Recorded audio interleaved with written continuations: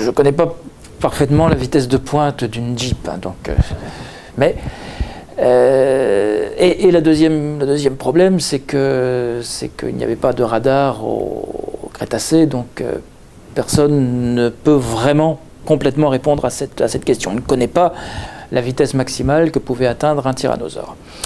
On pourrait la connaître si on trouvait par exemple des empreintes de pas fossilisées d'un tyrannosaure en train de courir.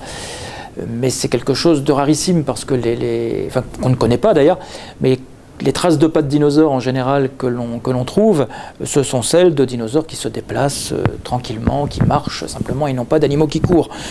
En fait, dans la nature, autrefois comme aujourd'hui, les animaux passent plus de temps à marcher qu'à galoper.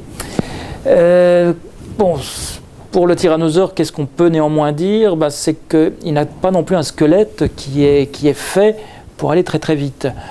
Sans rentrer dans le détail, si on regarde le squelette d'une autruche, qui est un des animaux terrestres qui court le plus vite aujourd'hui, on voit que l'autruche a un fémur qui est très très court par rapport à l'autre segment de la patte, le tibiotarse. Et ça, c'est quelque chose qui aide biomécaniquement à atteindre de grandes vitesses. La patte du tyrannosaure, si on la regarde, on voit que les proportions ne sont pas du tout les mêmes. Le fémur est beaucoup plus long par rapport au tibia.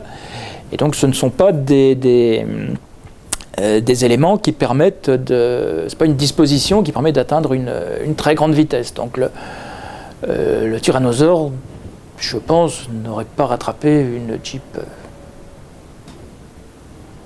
lancée à bonne vitesse.